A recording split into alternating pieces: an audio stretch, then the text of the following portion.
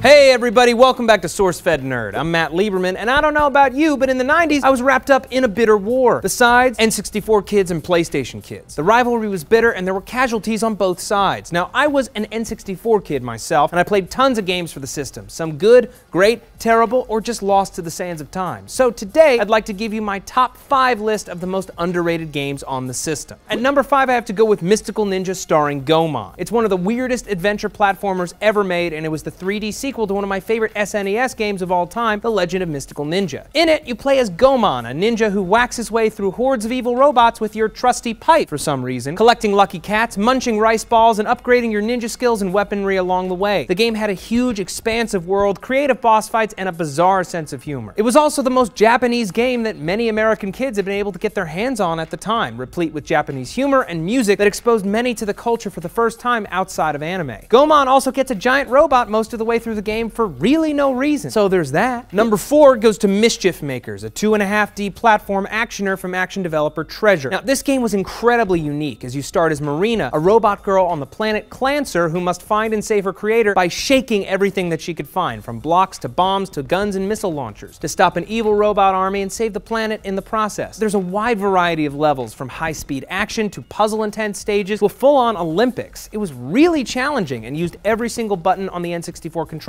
which very few games did. The control pad, the stick, A, B, all 4 Cs, L, R, and Z were necessary for success. The boss fights were epic, the humor was great, and it burned itself into my memory forever. Numbers 3 through 1 were all developed by the N64 kings, Rareware. Can you guess them all? Now, I'll tell you right now, the Banjo games and Diddy Kong Racing sold well and are very well known, so they're not here. What's left? A lot of awesome stuff. Number 3 has to be Jet Force Gemini. This incredibly ambitious third-person sci-fi shooter had an incredibly involved story, amazing graphics, cool weapons, and it just blew me away. The scope was unlike anything I'd ever seen before from a video game. The sheer size of the firefights in this game had never been attempted before on the N64 console, and may have been an inspiration for many games to come. It's a dark game, yet I had a blast playing it. You could also play as a gun-toting dog tank, which speaks for itself.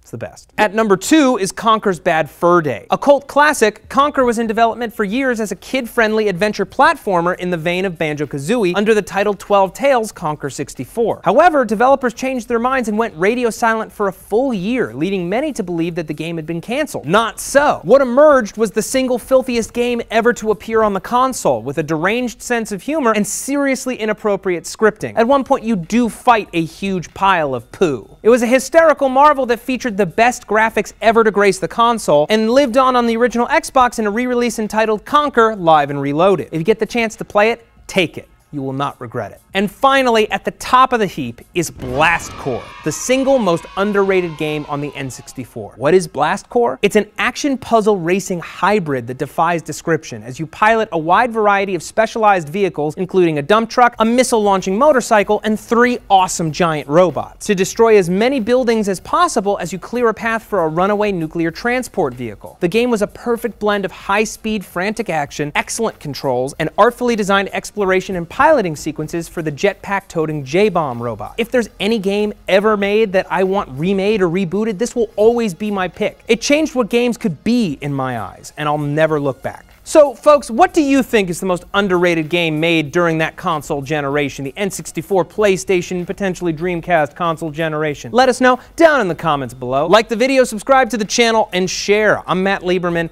Thanks for watching SourceFedNERD.